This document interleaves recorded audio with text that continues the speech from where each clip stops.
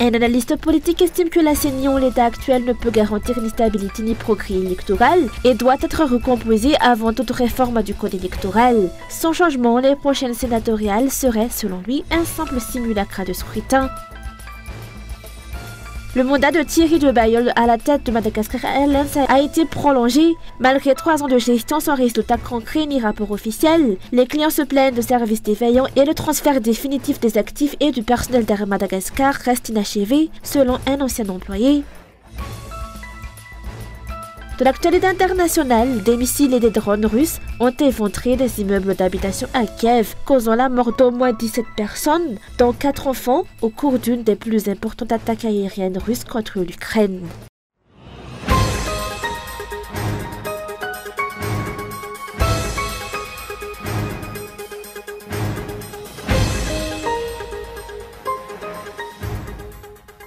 Selon un analyste politique, aucune stabilité ni aucun progrès ne peuvent être attendus des élections tant que l'actuelle Commission électorale nationale indépendante reste en charge de leur organisation. Il estime que la CENI doit d'abord être réformée afin d'engager une refonte du code électoral.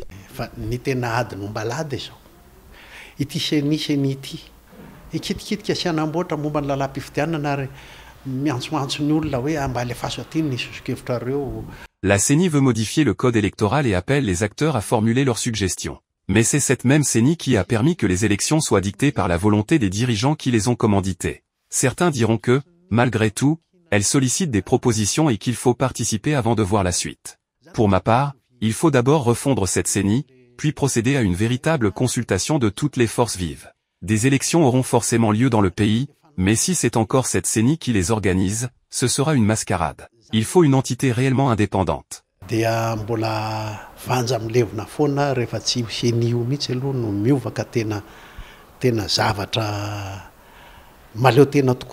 Si aucun changement n'est apporté, c'est encore l'actuelle CENI qui organisera les élections sénatoriales. Ce ne sera alors qu'un simulacre de scrutin.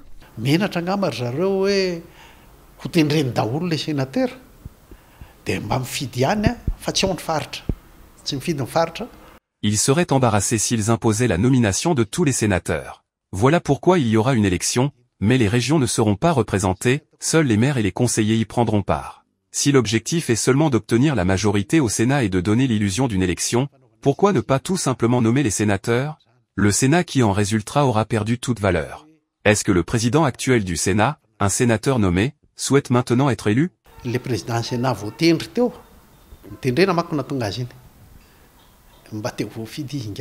De nombreux citoyens ont déjà été privés de leur droit de vote lors des élections législatives et municipales. Or, pour la prochaine échéance, beaucoup d'élus ne pourront toujours pas exprimer leur choix pour les sénateurs. C'est notamment le cas de certains maires dont l'élection doit être rejouée ou attend encore la décision du tribunal. L'élection des sénateurs est traitée comme une priorité, mais pas le respect du choix des électeurs. On précipite le scrutin sénatorial alors que les collectivités locales ne sont même pas considérées comme prioritaires.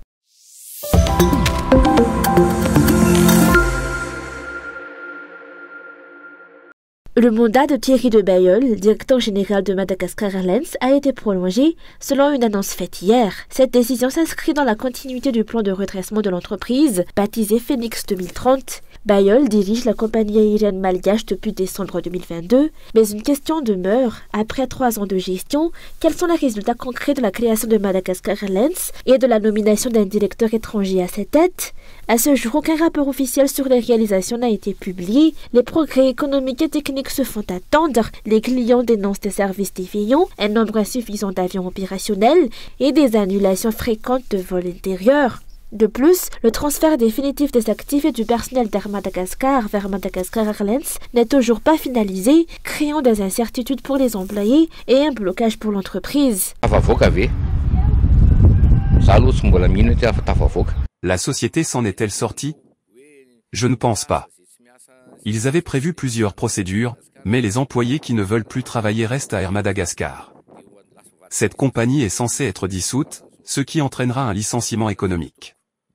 Mais rien ne se passe.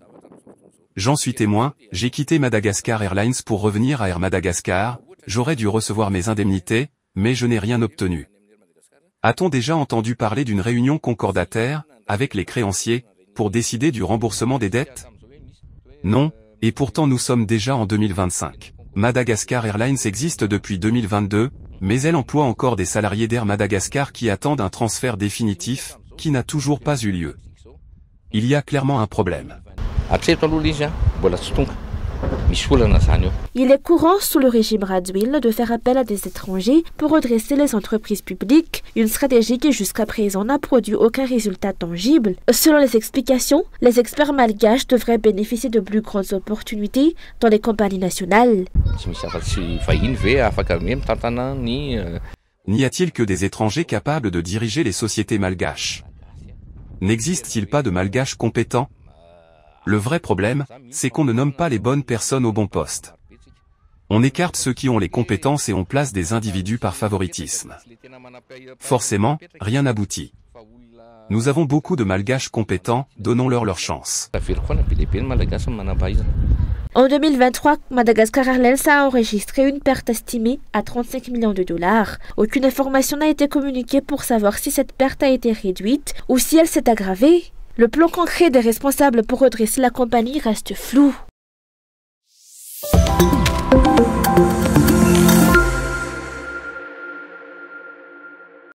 L'État prendra en charge les frais de visa et la moitié du prix des billets d'avion pour les supporters qui assisteront à la finale du CHAN au Kenya ce samedi. L'annonce a été faite par Radziwiłł qui précise que le budget est estimé à environ 3 millions de dollars par personne. Soutenir l'équipe nationale est une bonne chose, reconnaît un député, mais il s'interroge. Le pays a-t-il réellement les moyens de se le permettre? Alors que de nombreuses familles peinent à faire face à la rentrée scolaire, notamment avec des frais dans les écoles publiques, dépassant parfois 70 000 la viage. L'élu estime que la priorité dans l'utilisation des fonds publics n'est pas claire.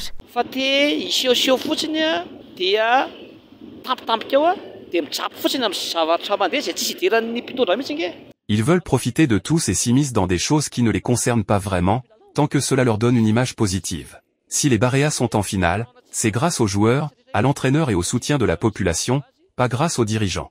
On parle d'utiliser de l'argent public, mais la priorité devrait être l'éducation.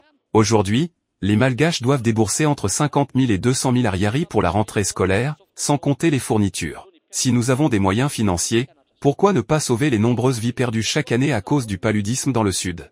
Et maintenant, on apprend qu'il y a même une forme de discrimination entre ceux qui peuvent partir au Kenya et ceux qui en sont exclus. Non seulement ils sont incapables de gérer correctement les fonds publics selon les priorités, mais en plus ils agissent avec partialité.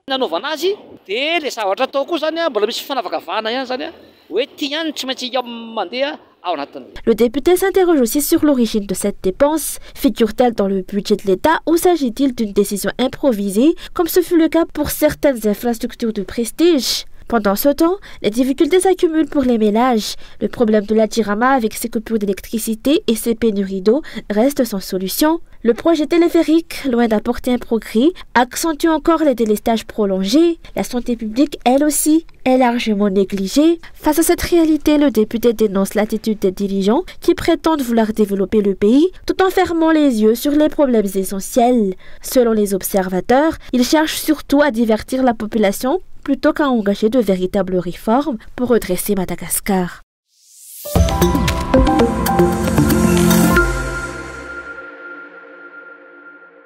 Un an après son annonce, le projet de carte d'identité nationale biométrique n'a toujours pas progressé, son lancement ayant pris un retard considérable. En novembre 2024, les dirigeants avaient affirmé leur volonté d'aller de l'avant. Une réunion stratégique avait même été organisée en 2024 entre les différentes parties prenantes afin de préparer la mise en œuvre de l'enregistrement biométrique et la modernisation de l'état civil malgache. Les autorités avaient alors déclaré que les travaux commenceraient avant la fin de 2024 et concerneraient plusieurs régions du pays. Cette carte d'identité devait intégrer une puce électronique contenant les informations personnelles de chaque titulaire. Or, à l'heure actuelle, en 2025, aucun chantier n'a encore démarré.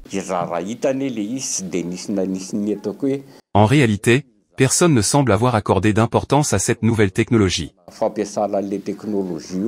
Ce projet pourrait connaître le même sort que celui du permis de conduire biométrique, qui ne l'est pas réellement dans la pratique. Les risques d'irrégularité et d'imperfection sont nombreux, comme ce fut le cas avec d'autres initiatives dites biométriques, notamment le versement des bourses d'études ou encore la carte de Fuktan biométrique, limitée à quelques localités. L'ampleur du défi est énorme puisqu'il s'agit d'enregistrer tous les citoyens de plus de 18 ans sur l'ensemble du territoire national. Beaucoup redoutent que les dirigeants ne soient pas en mesure de gérer une entreprise d'une telle envergure. Nous avons constaté de nombreuses irrégularités dans l'utilisation de ces technologies. La technologie est délicate, souvenons-nous de l'année dernière, quand le site web de la CENI a été piraté. Si les dirigeants ne prennent pas garde, cette technologie pourrait facilement être détournée et servir à de mauvaises fins. Les objectifs fixés pour 2024 n'ont pas été atteints. Tous les citoyens de plus de 15 ans devaient être enregistrés avec collecte des données d'état civil, c'est-à-dire nom, date de naissance, sexe, nom des parents. Cette étape était cruciale pour moderniser l'état civil et l'identification nationale. L'ambition était de délivrer dès 2025 des cartes d'identité biométriques à l'ensemble des citoyens de plus de 18 ans. Le projet est financé par la Banque mondiale, mais reste pour l'instant à l'arrêt.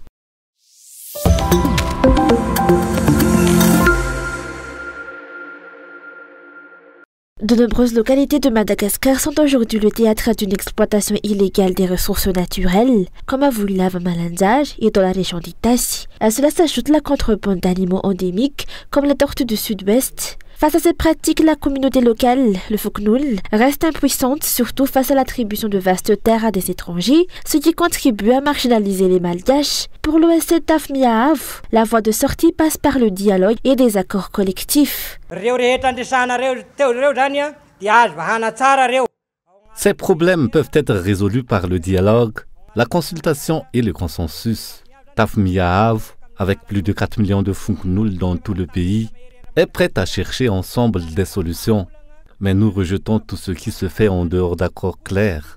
Les ressources communes doivent servir au développement de Madagascar et non à l'enrichissement de quelques particuliers.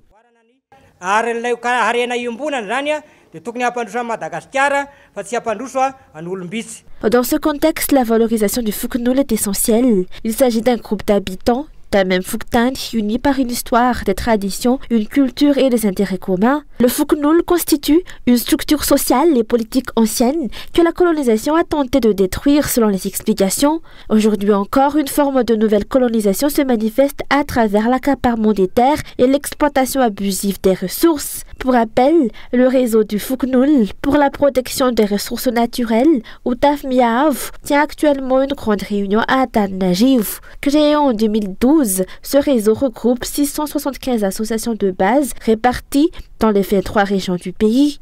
Son objectif, renforcer les stratégies de protection de la culture malgache et des ressources naturelles afin de préserver l'avenir des générations futures.